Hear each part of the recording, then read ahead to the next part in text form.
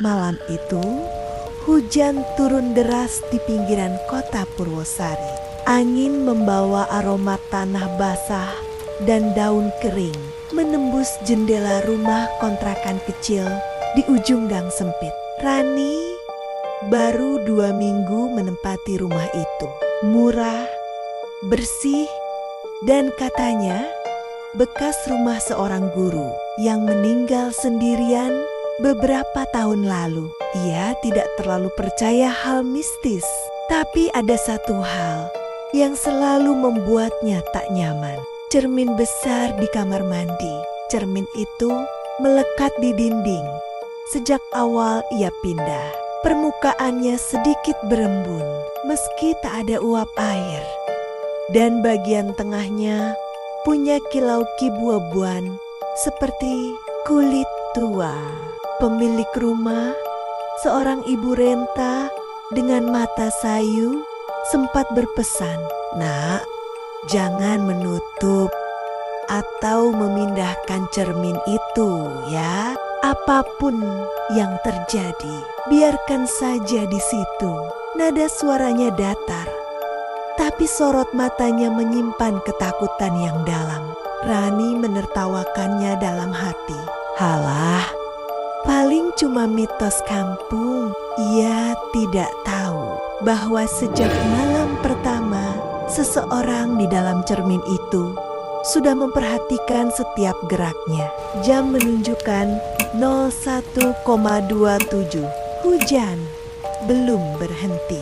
Angin membuat suara siulan panjang di celah ventilasi kamar mandi. Rani berdiri di depan wastafel, mencuci muka. Ketika mengangkat wajahnya, ia langsung terpaku. Refleksinya di cermin tidak bergerak bersamaan. Matanya di pantulan tampak lebih gelap. Kulitnya lebih pucat dan bibirnya sedikit terangkat senyum tipis yang tidak ia buat. Rani membeku. Lampu neon di atas kepalanya berkedip pelan. Ia mendekat, mengusap cermin dengan telapak tangan. Permukaannya dingin sekali, seperti es.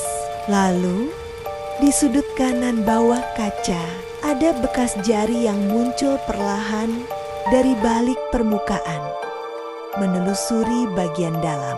Rani mundur. Apa itu jamur? Ia menenangkan diri, keluar kamar mandi, dan menutup pintu rapat. Tapi malam itu, saat mencoba tidur, ia mendengar suara ketukan pelan dari arah kamar mandi. Berulang, berirama, seolah seseorang di dalam sedang mengetuk kaca. Hujan lagi. Listrik padam. Rani menyalakan lilin kecil di dapur, lalu masuk ke kamar mandi dengan waspada. Begitu cahaya lilin menyentuh cermin, ia langsung tertegun.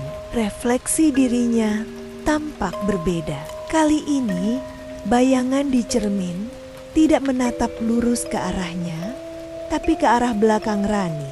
Perlahan, dari balik bahunya, muncul sosok lain di pantulan itu.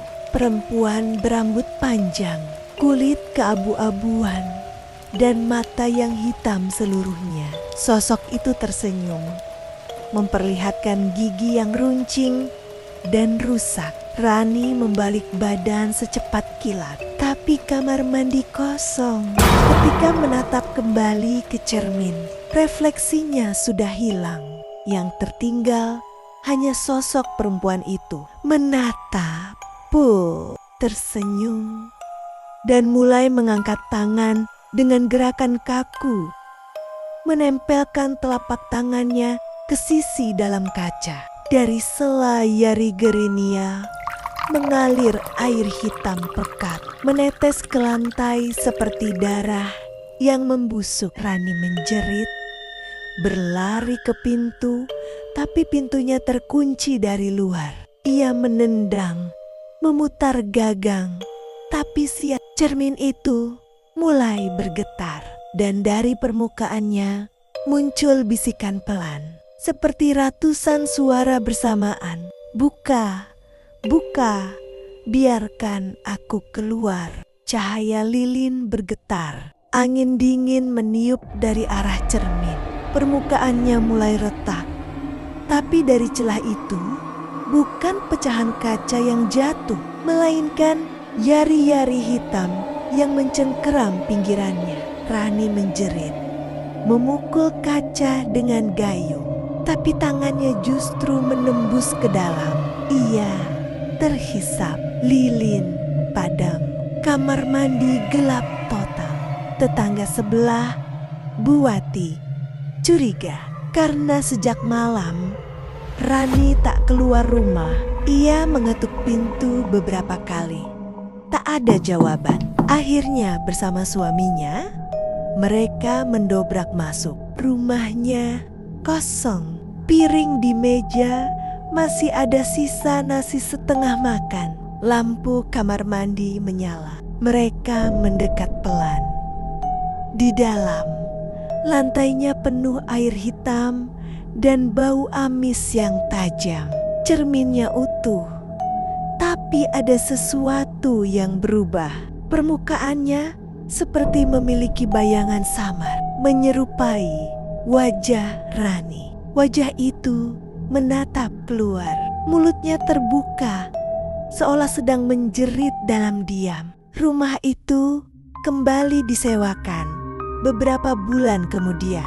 Penghuni baru, sepasang mahasiswa, sempat merasa nyaman sampai malam ketiga. Mereka mendengar ketukan dari kamar mandi. Dan salah satu dari mereka melihat bayangan perempuan berdiri di balik cermin, memegang lilin kecil. Ketika mereka melapor ke pemilik rumah, wanita tua itu hanya menatap mereka lelah dan berkata, "Aku sudah bilang dari dulu, jangan pernah menutup cermin itu. Karena kalau kau tutup, kau takkan tahu kapan dia memutuskan untuk keluar." Di beberapa malam, warga sekitar sering melihat cahaya lilin menyala dari balik kaca kamar mandi rumah itu. Dan jika kau berani mengetuk cerminnya, tepat jam 1:27 sambil memanggil nama Rani, akan terdengar bisikan pelan dari balik pantulanmu sendiri. "Sekarang, gantian kamu yang di dalam."